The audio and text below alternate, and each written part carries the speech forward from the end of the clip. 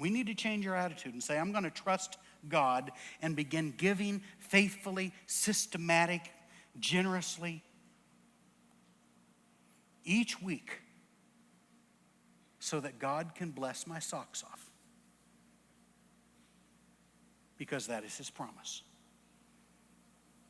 Listen, in fact, you won't spend your way to financial freedom by buying a new car, new clothes, vacations. You're not going to find financial freedom by spending. You won't borrow your way to financial freedom through debt consolidation or home equity loans. You can't borrow financial freedom. You can't cheat your way to financial freedom by robbing from the IRS or by not paying your taxes or by buying and bailing in your home. You won't steal your way to financial freedom by falsifying your expense records. You won't beg your way to financial freedom. Get one of those signs that says, we'll work for food. Going to the church and saying, I need help. You won't gamble your way to financial freedom by playing the lottery. Man, if I just hit the big one. I got to tell you, this is the side. Last night, one of my friends and I were going out to dinner and we saw an accident. The lady was T-boned. She was fine, but shaken. And she told my friend when he went to check on her, she said, I just went out to buy a lottery ticket. He said, well, this wasn't your lucky day. Folks, listen, the way to financial freedom is to trust God and to give faithfully. That is the way to financial freedom. Ohio Congressman Bob McEwen's no longer congressman, I don't believe, but at the time he was, tells that he took his family out to the shopping mall around Christmas season to do some Christmas shopping. He and his wife and their older daughters and his young son. His little son was tired and he was hungry, and they were done shopping, Dad and the little boy. And so he sent his wife and the girls on to do some more shopping. He said, we'll go to McDonald's. I'll get him something to eat. We'll just wait there and you can meet us when you're done. So he said he got to McDonald's and pulled out his billfold as they were standing in line and realized that he'd given all of his cash, because they lived on a cash-only basis. He'd given all of his cash to his wife. And so he reached his pocket and pulled out his change, and he had just enough change for a small order of French fries. So when we got up to the front, the gal said, what can I get for you? And he said, I'd like a small order of French fries.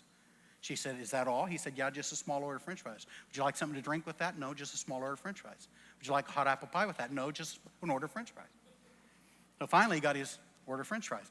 And he sat down, boy on one side of the booth, him on the other. His son started eating the French fries. Now, they put some kind of aromatherapy in those McDonald's French fries. I don't know what it is, but when you smell them, it's like hunger pains begin to intensify. And so he watched his boy eating these French fries, and he thought, I think I want to have one. So he reached over to take one of the French fries, and his boy smacked his hand. He said, what are you doing? He said, I just want a French fry. They're mine, his boy said. And he said, it just struck me between the eyes. Does he know who I am? I'm a congressman. I've got an abounding business. I could bury him in French fries. What is more, there weren't his French fries to begin with. I'm the one who paid for them. I'm the one who gave them to him. And he won't even give me one. And then he said, like a bolt of lightning, God struck him between the eyes. And God said, sound familiar? He said, I could bury you in blessings. Everything you got is from me. Will you give back as I've asked you to? The first step on the road to financial freedom is to change our attitude. The first step is to acknowledge the sovereignty of God in our finances. And when we get to the place where we have an attitude that says, in spite of the circumstances that I'm going through right now, God, I'm going to do this your way. I want your wisdom, your guidance, and your blessing in my life. Until we reach that, we're going to continue to struggle. But once we start with A, God can begin to pour out the blessings into our lives. in amazing ways. This is what the psalmist says. Psalm 84, verse 11. For the Lord God is a sun and a shield. The Lord bestows favor and honor. No good thing does he withhold from those whose walk is blameless.